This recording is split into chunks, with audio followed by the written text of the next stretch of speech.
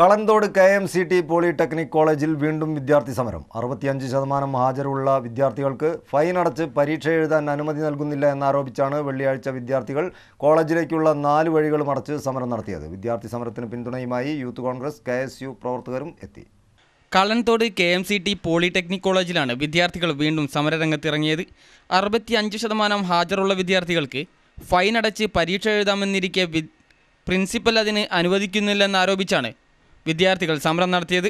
ഇതുമായി ബന്ധപ്പെട്ട് നിരവധി തവണ പ്രിൻസിപ്പലുമായി ചർച്ച നടത്തിയെങ്കിലും നിഷേധാത്മക നിലപാടാണ് സ്വീകരിച്ചതെന്നും വിദ്യാർത്ഥികൾ പറയുന്നു.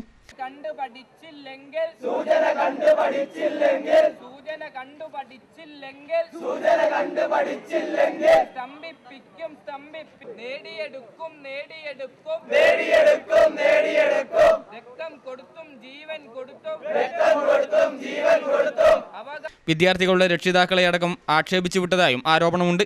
ഇതേ തുടർന്ന് വിദ്യാർത്ഥികൾ KMCT പോളിടെക്നിക് കോളേജിൻ്റെ 4 ഗേറ്റുകളും ഉപരോധിക്കുകയായിരുന്നു. സംഘർഷ സാധ്യത കണക്കിലെടുത്ത് വൻ പോലീസ് സംഘവും സ്ഥലത്ത് എത്തിയിരുന്നു. അതിനിടെ വിദ്യാർത്ഥികൾ സമരം നടത്തുന്നതിനിടെ ചില ജീവനക്കാരെ കടത്തിവിടാൻ പോലീസ് ശ്രമിച്ചത് സമരക്കാരുമായി വാക്കുതർക്കത്തിനും കാരണമായി. വിദ്യാർത്ഥി സമരത്തിന് പിന്തുണയുമായി യൂത്ത് കോൺഗ്രസ്, KSU പ്രവർത്തകരും സ്ഥലത്തെത്തി. യൂത്ത് കോൺഗ്രസ് നിയോജക മണ്ഡലം പ്രസിഡന്റ് സജീഷ് മുത്തേരി, നിഷാവ് മുല്ലോളി, ജുനൈദ് പാണ്ടികശാല, ബഷീർ തെച്ചിയാട്, പ്രഭാകരൻ മുക്കം തുടങ്ങിയവർ നേതൃത്വം നൽകി. CTV പ്രാദേശിക വാർത്ത, മുക്കം.